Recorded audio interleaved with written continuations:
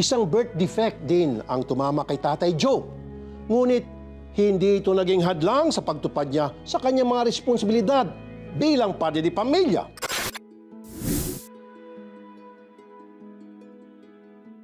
Masipag, masayahin at bibong-bibo rin. Ganyan si Joe Villaruz, 51 years old, tubong Bungabon, Nueva Ecija. Sa unang tingin, siyempre, yung pisikal agad ang mapapansin sa kanya. Walang mga kamay at sa halip ng mga braso, mistulang palikpik ang nakakabit sa magkabilang balikat. Normal naman ang isa niyang binti, pero ang isa pa, paa na lamang na parang kinapos sa pagtubo. Kinukwento po naman nung nanay ko nga na sa tuwing everyday daw po, halos everyday or every other day, pumupunta daw po siya ng bayan para makita lang niya yung manikin. Kapag hindi daw po niya nakita, parang hindi kompleto yung araw niya.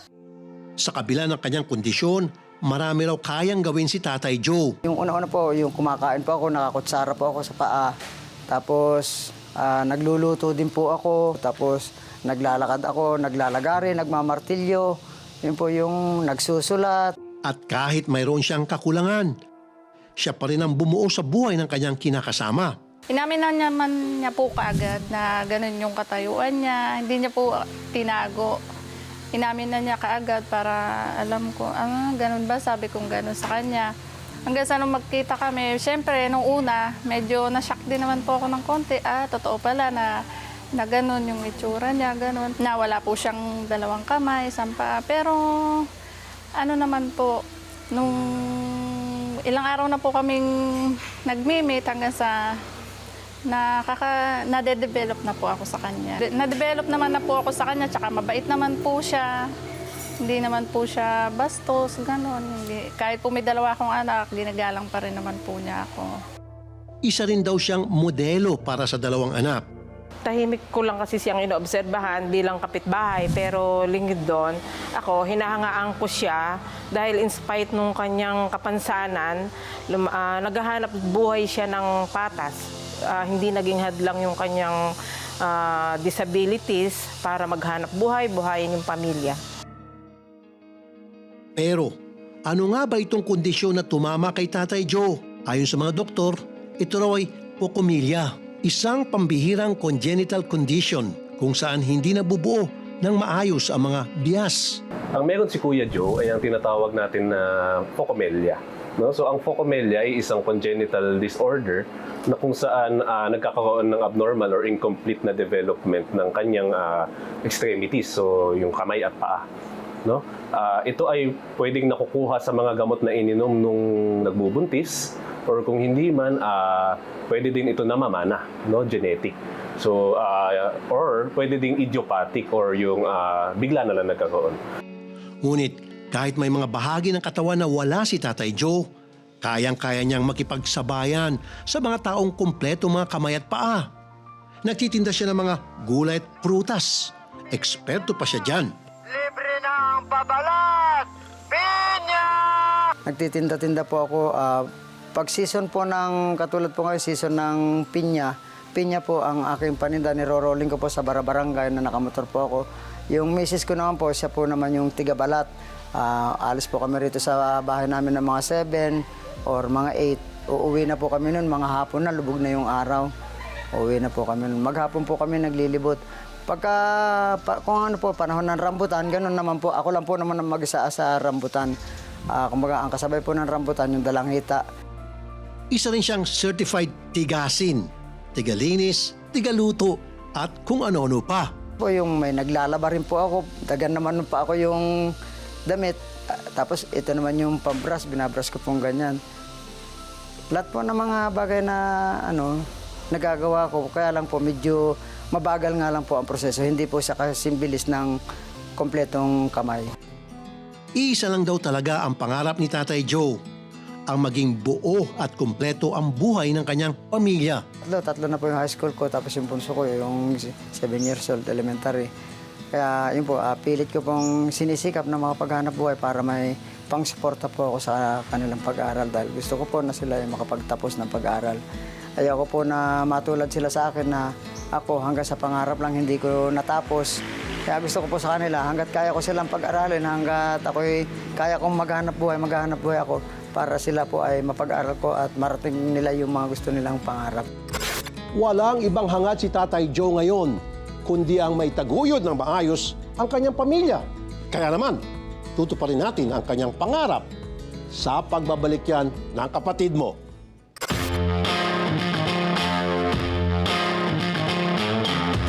Tindero, karpintero, tricycle driver, at iba pa. Mantakin nyo, ilan lang yan sa mga kayang gawin ni Tatay Joe. Kahit wala siyang mga kamay at isa lang ang kanyang paa, partida pa. At dahil sa pagpupursige ni Tatay Joe sa buhay, naantig ang inyong lingkod sa kanyang kwento. Kaya naman, hindi po tayo nag-atubili na tumulong sa kanya. Sa bawat araw, ganito ang madalas na gawain ni Tatay Joe.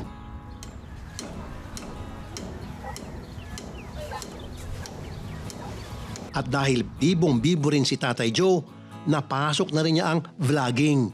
Tapos nung nag-start po kami, nagtataka kami, nagugulat po kami at marami ng mga nagko-comment. Lumalaki na po yung mga followers. Ipinapakita ko po sa madlang people, sa mga tao na kahit ganito po ako, ipinapakita ko na may kakayanan po ako. Kumbaga, hindi po naging hadlang yung aking kapansanan sa lahat po ng mga bagay na gusto ko pong gawin.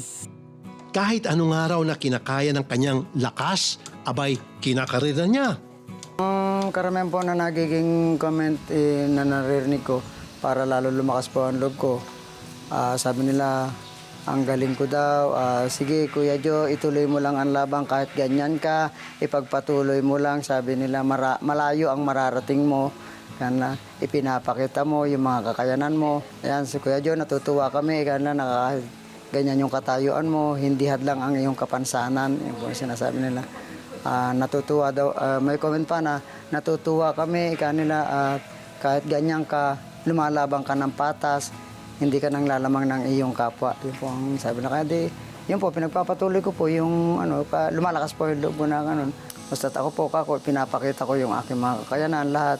Ang gusto ko po ay maging inspirasyon sa inyong lahat. Approve naman kaya ang kanyang mga anak. Pag mumotor naman po, ma'am, ginagamit ko lang po yung pagmumotor ko pag ako'y nagtitinda.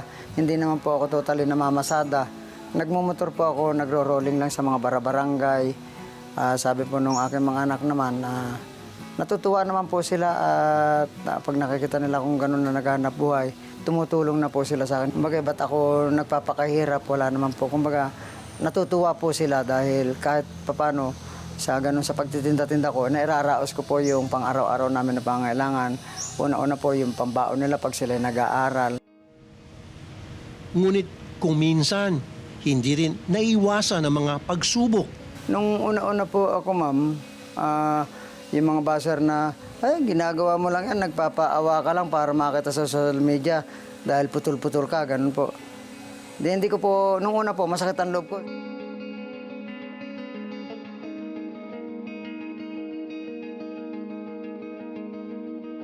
Siyempre po, masakit din kasi yung taong mahal ko, taong minahal ko, hindi po tanggap na magulang ko, ganun. Siyempre po, masakit din sa akin kung paano ko po siya ilalapit sa mga magulang ko para magbago yung pakikitungo nila sa asawa ko. Hanggang sa po, pinakikita po namin na kaya namin mabuhay nang hindi po kami hihingi sa kanila, ganun.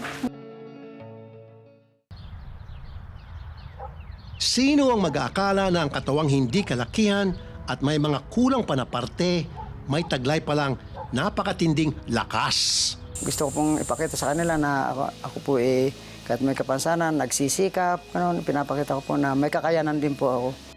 Ang pokomilya ay isang birth defect na wala na talagang lunas. Nasa pasyente na lang kung paano sila mabubuhay sa kabila ng kapansanang dulot nito.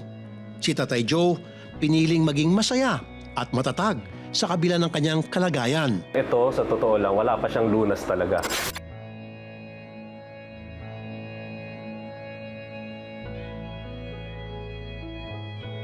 So yung mga paglilihi naman ay common na paniniwala ng ating mga kababayan na mga Pinoy, no? Pero kasi wala pa naman scientific basis yung mga ganon. Kung cause naman ang hinahanap natin, kung ano yung mga merong pruweba na, yun yung iniinom. May mga na-inventong gamot noong mga 1950s to 1960s, yun yung thalidomide. So ang ginagawa ng thalidomide, pinapainom siya sa mga buntis. No, nakakatulong sa mga morning sickness, sa pagsusuka. Yung gamot na yun, na-discontinue na yun sa mga buntis kasi nagkukos nga siya ng permanent disability dun sa mga baby. So sa ngayon, yun pa lang yung mga may scientific basis. No? Yung mga iba, yung mga pinaglihi sa manikin baka hindi pa napag-aaralan. Kaya naman, ako na ang mas magpapasaya at magpapatatag sa kanilang pamumuhay sa pamagitan ng aming simpleng tulong. Maraming salamat po, Senator, sa binigay niyo po sa amin na dagdag kita sa aming pagsisimula, sa binigay niyo po sa amin na pagsisimulan po namin na negosyo sa pagbebenta ng bigas. Ito po ay malaking katulungan para po sa aking pamilya. Ito po ay makakadagdag na kita para po masuportahan ko ang aking mga anak at mapagpatuloy ko po sa kanilang pag-aaral. Maraming salamat po, Senator.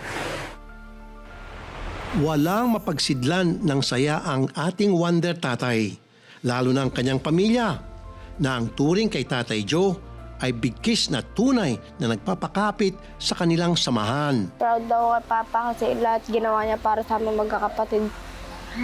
Para may pangkinabukasan po kami magkakapatid. Kahit nahirapan na po siya, tinutuloy pa rin po niya para sa amin magkakapatid. I love you, Papa. Father's Day. Papaharapan po ako dahil mayubot ang ama po namin. Kahit wala na po yung totoo po namin sa magulang. Happy Father's Day, Papa. Mahal na mahal ka namin. Happy Father's Day, Papa. Mahal na mahal ka po namin. Patunay na ang pagiging mabuting ama wala sa makisig at matipunong katawan, kundi nasa diskarte at tatag ng kalooban.